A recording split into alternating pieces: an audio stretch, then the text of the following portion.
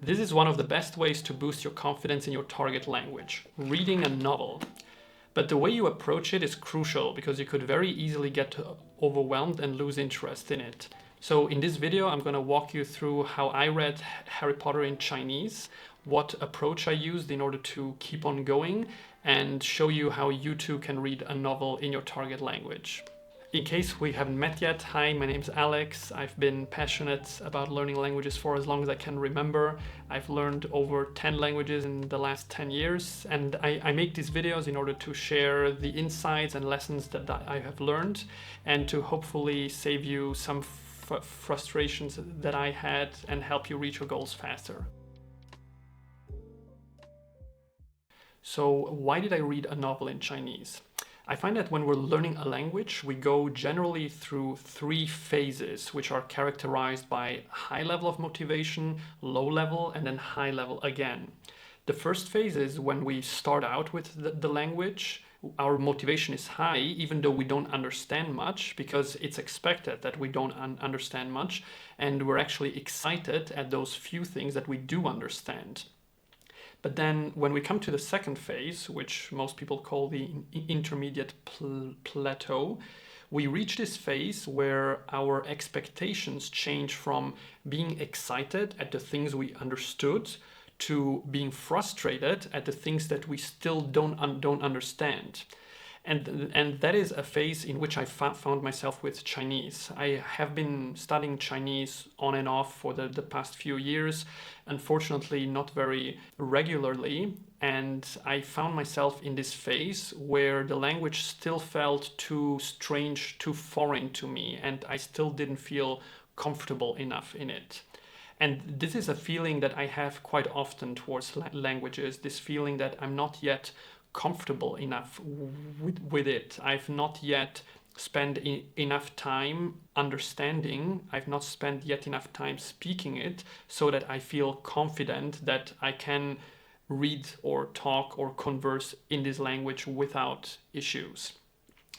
So one way to really boost the confidence in the language that you're learning, I find, is to read a novel.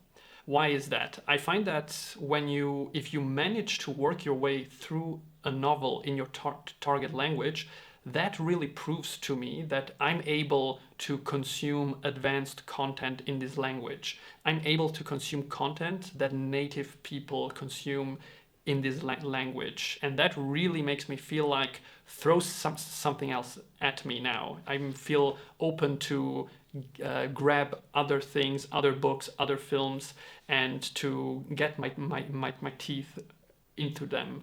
And this is the stage which I wanted to reach, to break down this wall that was still separating me from Chinese, and to really improve my confidence in the language. Now, am I now, after reading the novel, completely confident? Can I understand everything? Certainly not. But it is a really powerful first step to improve your confidence. So how do you decide what book you should read? And why did I read Harry Potter? I decided to read Harry Potter and the Philosopher's Stone because it's a book that I have read several times before. I have read the book probably 2 or 3 times, and I have watched the film probably 4 or 5 times. So I really know the plot very well. And that means that while I'm reading the book, even though I only understand maybe 60-70% of the words, I always know what's happening.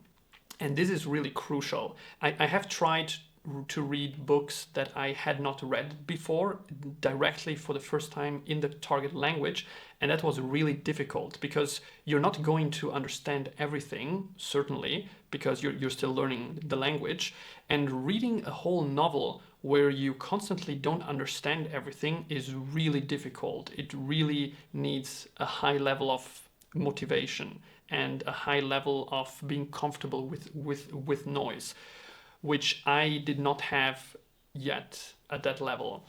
Now, Harry Potter is a book that I have in Chinese. I also have it in Russian, where I read about a third of the book so far.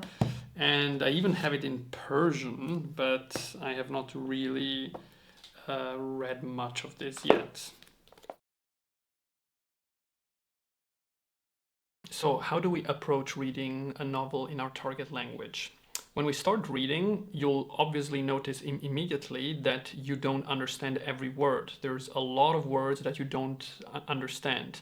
And what I did initially was to look up every word that I didn't understand, to look it up in the dictionary and to even write it into the book so that I could see it immediately the next time when I read it again. This is an approach that I would really not recommend. It's a recipe for disaster. After the second page, I felt completely burned out because I was stopping all the time. I stopped, looked up words, and so I never got into the flow of reading. And that is what our goal should be. Our goal is to get into the flow of reading where we no longer think about the fact that this novel is written in a foreign language.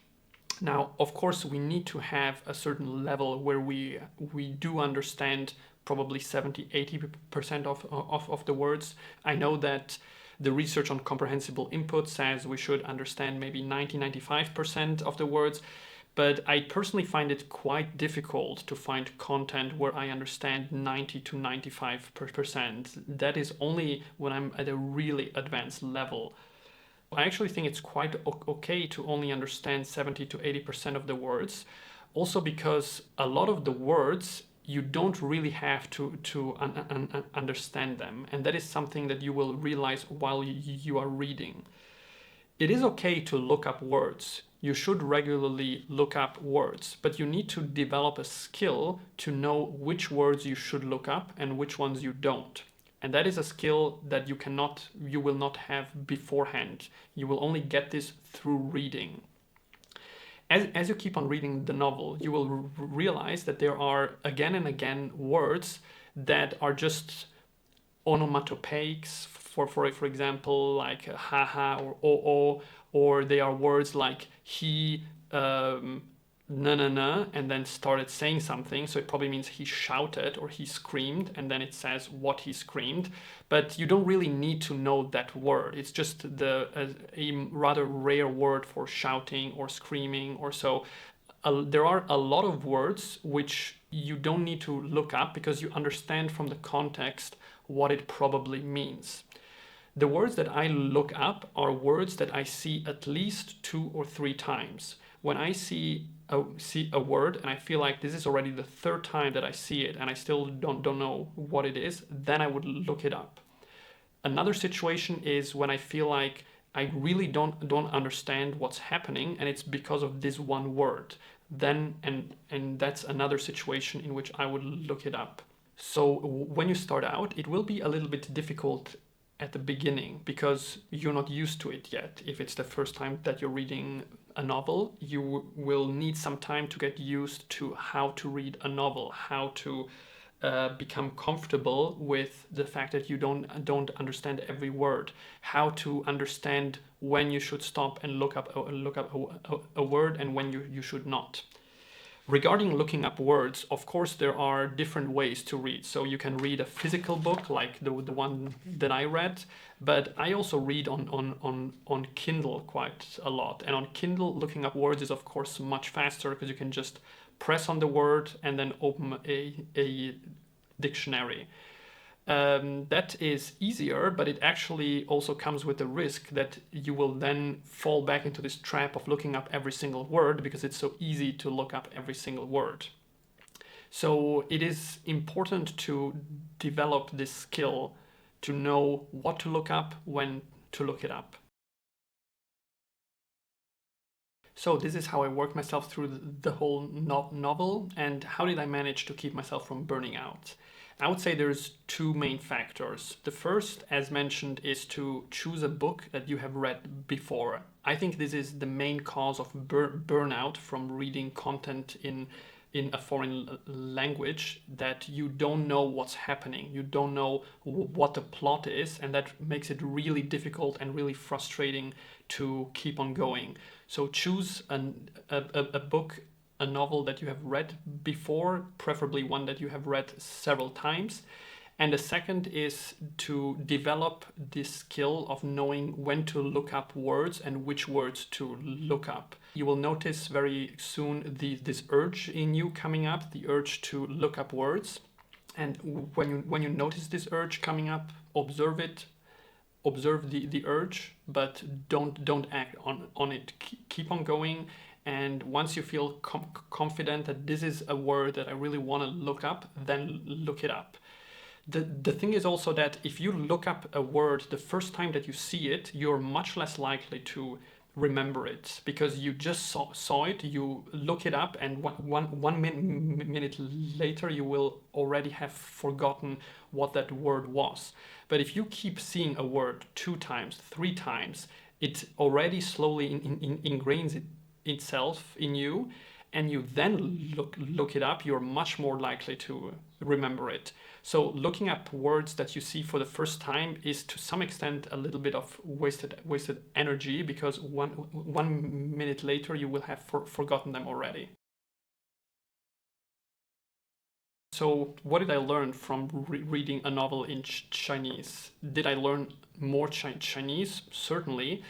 But in the end, I don't feel that I necessarily learned a lot of new words. What changed the most was my level of confidence and how comfortable I am with the language. It gave me this feeling that I can tackle content in Chinese. I can tackle content in this language. And it gave me this confidence that I could keep on reading more material, and therefore to keep on growing in the language, while before I felt like there was this invisible wall in front of me that kept me from really stepping into the language and really becoming confident and comfortable in it.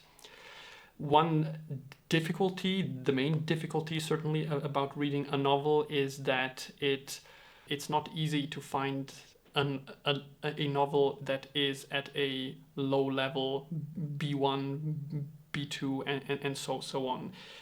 Even novels that are written for children usually are at a B2 level, because children already have a quite advanced level in their mother tongue.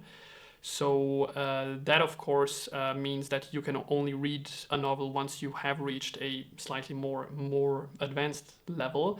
But I find it generally really worth it, because it really helps your confidence, and it really helps me tearing down this wall.